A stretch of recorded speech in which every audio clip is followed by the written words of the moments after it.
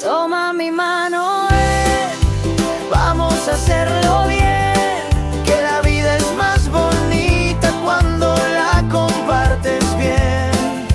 Toma mi mano, sí, no hay un no puedo aquí. Cada historia es un abrazo que empieza en ti. Toma mi mano, que aquí estamos para ti. Hola, ¿qué tal? Bienvenidos a un programa más de Toma mi mano. Es para mí un gusto y un placer estar un día más con ustedes después de que la semana pasada todo se nos tropezó y no pudimos tener programa en vivo con ustedes, pero tenemos un tema que ha generado muchas preguntas. Traigo sus preguntitas y me encanta poder compartir este espacio con ustedes.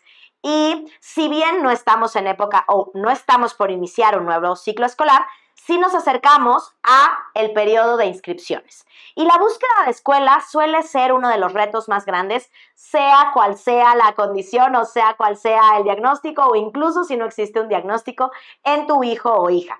A veces ya tenemos una escuela, pero no nos sentimos 100% conformes, no nos sentimos tranquilos, arropados, o vamos a cambiar de etapa de primaria a secundaria y nos enfrentamos a esta búsqueda y a esta selección y a estas entrevistas llenas de dudas, inquietudes, preguntas, comentarios, y a veces simple y sencillamente no sabemos qué decir, no sabemos qué buscar en una escuela o no sabemos cómo encontrar el mejor espacio para nuestros chicos. Cuando hablamos de una discapacidad o una neurodivergencia o ambas, la situación se complica un poquito más, y es que aquí nuestras opciones se reducen a aquella escuela que acepte a nuestros chicos de una manera respetuosa, responsable y cálida. Porque muchas escuelas nos pueden decir, claro, bienvenidos, aquí vamos a hacer magia, pero esos comentarios a veces vienen complementados con un no tenemos experiencia, pero lo podemos intentar. Nunca hemos recibido a niños con alguna condición así, pero podemos hacer el esfuerzo. Y a veces eso, lejos de ser un acto de buena voluntad, es un riesgo. Y pues conlleva una serie de preocupaciones en los padres y madres de familia. Sabemos que aquí en México, pues la complicación es importante, no solamente por los tiempos de traslado, sino por los modelos educativos, por los estilos de perfil sensorial y de aprendizaje de nuestros chicos.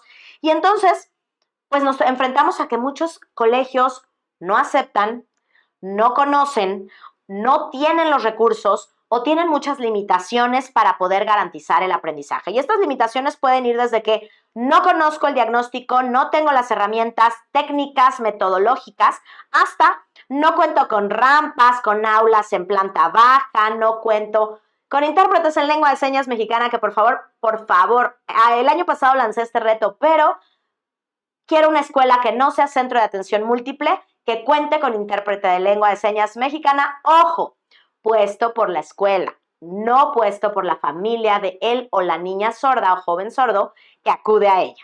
Eso es accesibilidad universal y desafortunadamente todavía estamos lejos, y por eso nos enfrentamos a esta necesidad de tomar decisiones tomados de la mano desde un enfoque informado, realista, amoroso, respetuoso y sobre todo eso.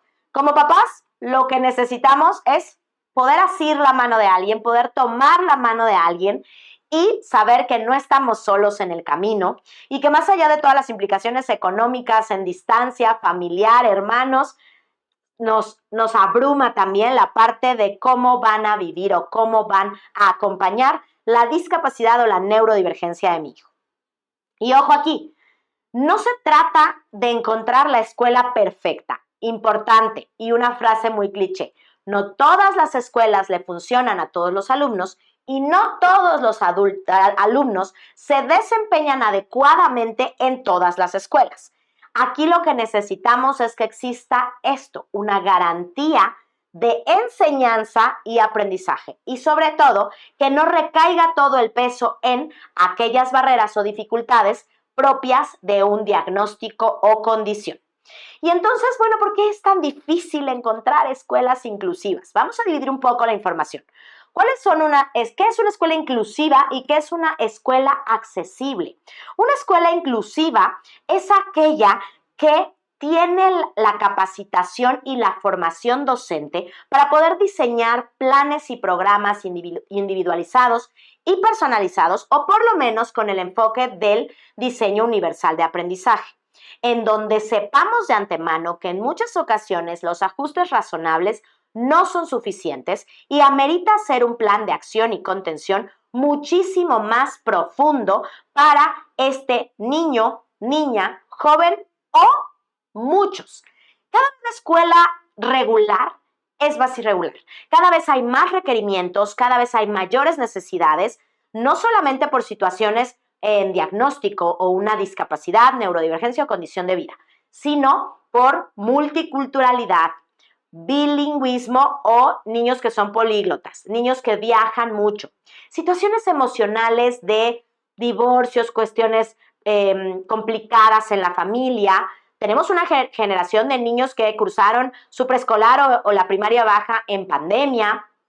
Entonces, hay muchas cuestiones, hay una serie grande de cuestiones que van dificultando el acceso a la información. Y desafortunadamente los modelos siguen siendo los mismos de cuando yo estudié. Entonces, a pesar de que ya hay modelos constructivistas de la educación, a pesar de que ya existe el modelo Reggio Emilia, Waldorf, yo siempre le he apostado a que la clave de la educación efectiva es la educación especializada. Es aquella que evalúa el perfil sensorial, emocional, cognitivo y lingüístico-comunicativo de sus alumnos, así como todas sus fortalezas y áreas de oportunidad, para a partir de ahí diseñar un plan de trabajo que sea específico y acorde a sus requerimientos. ¿Qué nos falta el día de hoy? Infraestructura y apoyos. Guías podotáctiles, rampas, elevadores, señalética en braille, pictogramas, agendas visuales, historias sociales, documentos en lectura fácil, libros de la Secretaría de Educación Pública en macrotipo o en braille, intérpretes en lengua de señas. Nos faltan protocolos y capacitación para hacer los ajustes razonables, y algo sumamente importante, nos falta seguimiento y contención emocional para los profesores, porque creo que una de las grandes encomiendas o demandas de los profesores es que ellos se sienten rebasados entre la papelitis que tienen que hacer en las escuelas, todo lo que tienen que rellenar, más aparte la gestión de grupo y la contención emocional de los alumnos, más aparte investigar los recursos para garantizar esta enseñanza-aprendizaje con sus alumnos que están en inclusión. Entonces, eso es importantísimo. Y pues vamos a ver 7 puntos básicos de elementos clave que van a convertir una escuela en una escuela accesible e incluyente. Punto número 1, importantísimo, actitud y cultura institucional. ¿Esto qué significa? Que no solamente estamos haciendo el favor o no solamente estamos recibiendo al alumno en nuestra aula por buena onda. Lo estamos haciendo desde la responsabilidad y la conciencia de que todo lo que ocurra en el salón, con la maestra, con los compañeros, con el personal administrativo de intendencia y con los padres de familia, va a estar armónico a lo que queremos garantizar, que no solamente es el desarrollo de habilidades integrales de nuestro alumno, es también la conciencia, la sensibilidad y la corresponsabilidad social. Punto número 2, urgente. Y entro en temas escabrosos que a mí me ponen sensible. Políticas públicas claras. Necesitamos que haya una política clara de inclusión, de diagnóstico, de acompañamiento y de seguimiento. Porque si seguimos pensando que los alumnos tienen que estar en el grado escolar que le corresponde por edad, tenemos un problema de inicio. Necesitamos garantizar que esto suceda de manera abierta, integral y acorde a las necesidades específicas de cada uno de nuestros alumnos. Punto número 3, titular y equipo que quiera aprender.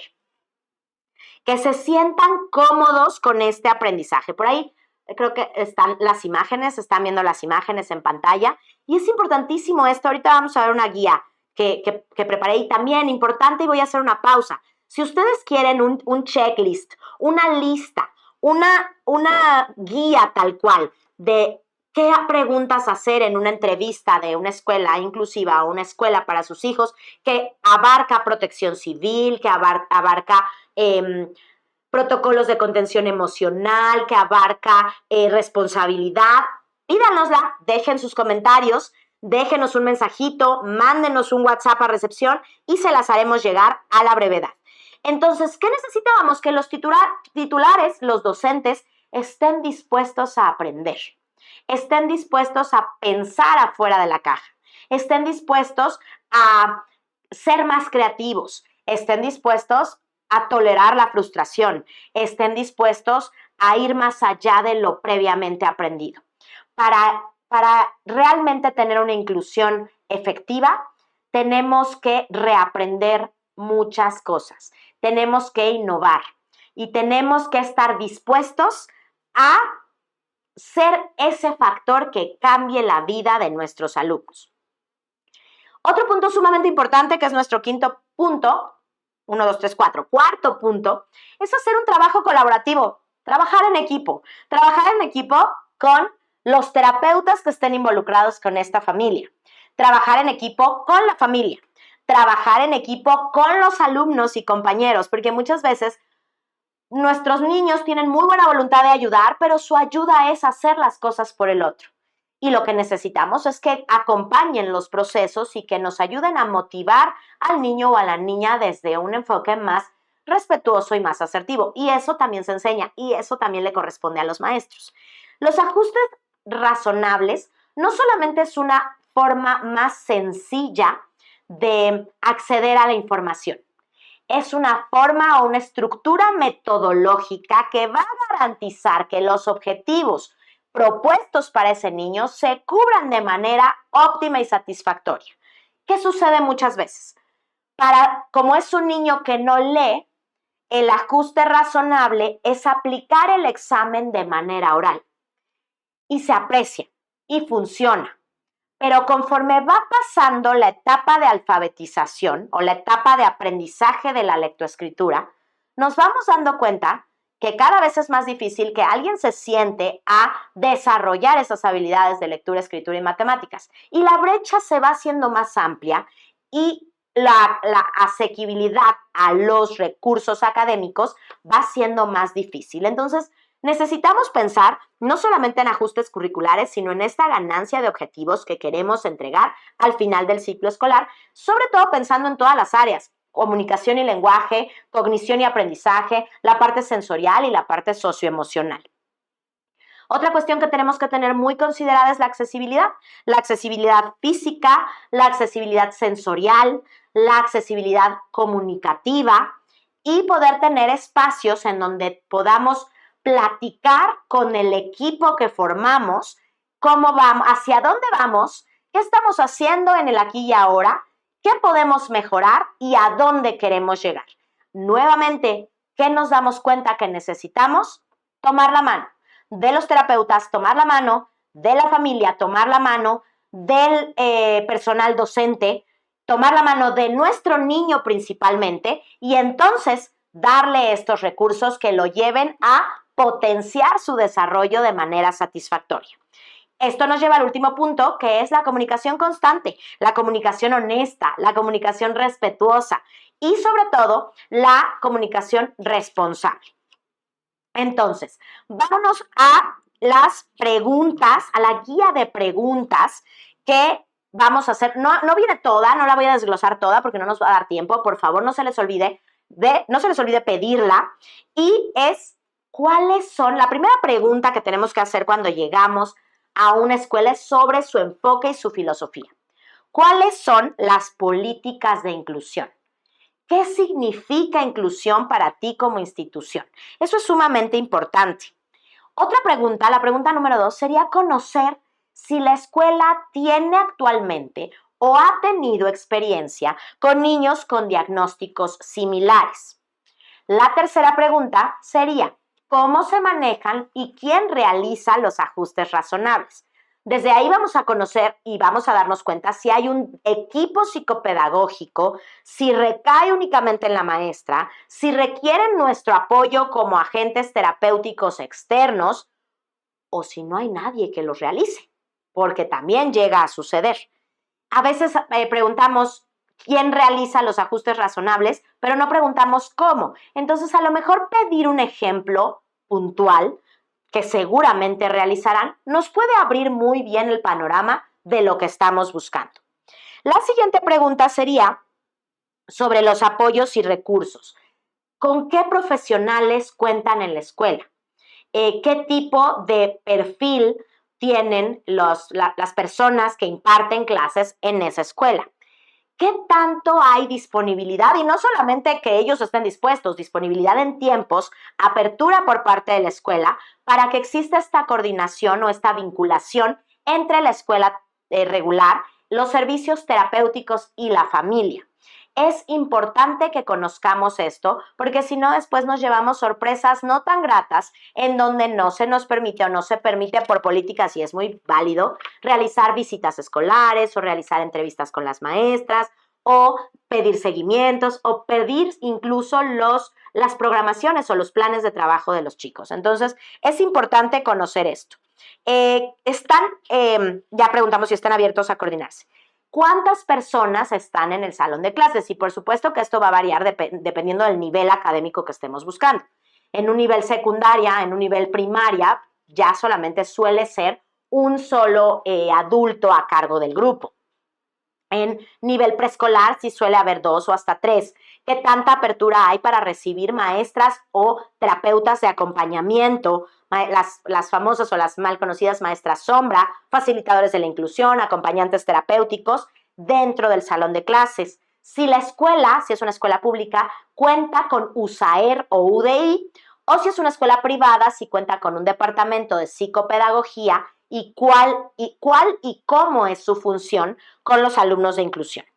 Otra pregunta que me parece crucial: ¿cuáles son los protocolos de gestión y acompañamiento en crisis? Si conocen los diferentes tipos de crisis sensoriales, emocionales, conductuales. ¿Qué sucede en caso de una desregulación conductual? ¿Qué sucede en caso de enfrentamientos entre los jóvenes? Y después nos podemos ir a preguntas específicas sobre plan académico. ¿Cómo son o cómo se adaptan o cómo se diseñan los ajustes curriculares? Si son acorde al plan de estudios, a la currícula que viene, o si son acorde al diagnóstico y evaluación, aunque ustedes no lo crean y aunque haya protocolos y aunque existan ya un ABC, a veces todavía no se llega a cabo al pie de la letra.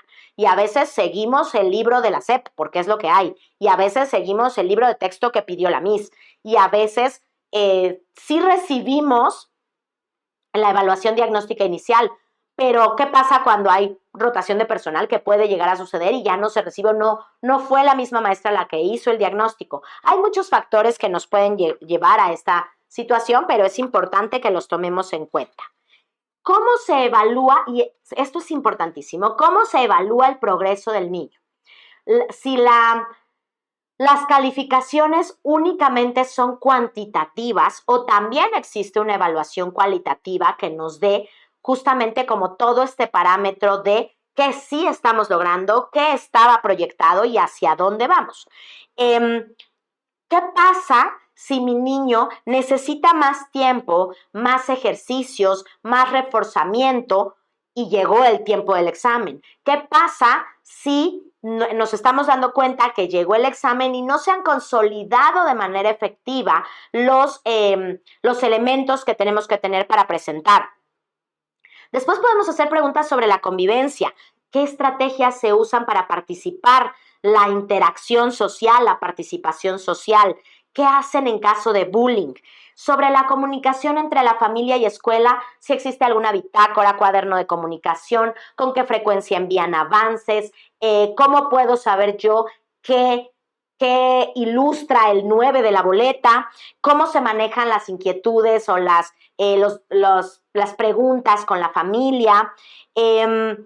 En preguntas prácticas, ¿cómo se garantiza la seguridad física y emocional de nuestros niños? ¿Qué tan flexible es la escuela para permitir apoyos como perros de acompañamiento terapéutico, aparatos o devices de comunicación alternativa y aumentativa, entre otros, ¿no? Fidget toys a veces, o pedaleras, estas bicicletas de piso. A veces nosotros sugerimos a la escuela que el niño, en vez de estar sentado en una silla, está sentado en una pelota, y no tenemos esa flexibilidad. Entonces, vámonos con el tip del día.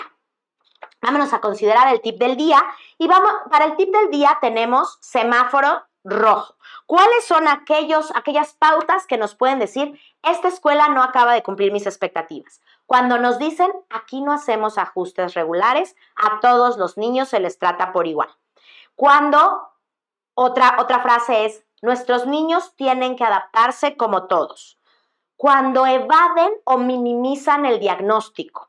Simple y sencillamente hablar de capacidades especiales o de problemitas o de minimizar una discapacidad ya es un foco rojo y un semáforo en rojo. Cuando te hacen sentir que esperas demasiado, ojo ahí. Cuando te hacen sentir que estás siendo exigente, no es ahí. Y cuando se centran más en las limitaciones que en el potencial académico de nuestros chicos. Y que sí, ¿cuál es un semáforo verde para saber que nuestra escuela es la adecuada para incorporar a nuestro chico? Hay una disposición genuina, no solamente de aprender, sino de co-crear y de hacer una responsabilidad en equipo. Existe un manejo del lenguaje respetuoso y neuroafirmativo. Nos enfocamos, y biopsicosocial, nos enfocamos en la persona y visualizamos el entorno como la barrera que no permite su avance. Es flexible, nos plantea metas claras y realistas y con un trabajo en equipo y alianza con la familia. Este es nuestro tip del día, son nuestros puntos básicos, es lo que queríamos compartir con ustedes el día de hoy. Y por último, ¿qué podemos esperar como familia? Una escuela no tiene que saberlo todo, pero sí tiene que tener la humildad y el deseo de crecer con nuestros chicos. Nadie es perfecto. Como papás incluso, no esperamos la perfección, pero sí esperamos que tomen nuestra mano y nos den la seguridad de que estamos en buen camino. Y un niño necesita pertenecer a un espacio para poder aprender. Entonces, si nuestro niño o nuestra niña se siente cómodo en la escuela y además estamos teniendo un avance significativo, estamos en el lugar correcto. Vamos a buscar escuelas y si requieren apoyo, si requieren guía, si tienen dudas, preguntas, comentarios, no dejen de escribirnos. Aquí estamos en Educación Especial Más para tomar tu mano. En pantalla seguramente les estarán dejando el teléfono de recepción, que años van, años vienen y yo no termino de aprenderme, pero que estamos seguros que llegará a ustedes de la manera más efectiva. Y por ahí estamos a la distancia de las redes sociales. No dejen de seguirnos. Si esta información te gustó, te sirvió, compártela por favor y síguenos en Toma mi Mano. Nos vemos la próxima semana y espero tus comentarios. Hasta la próxima. Toma mi mano, vamos a hacerlo.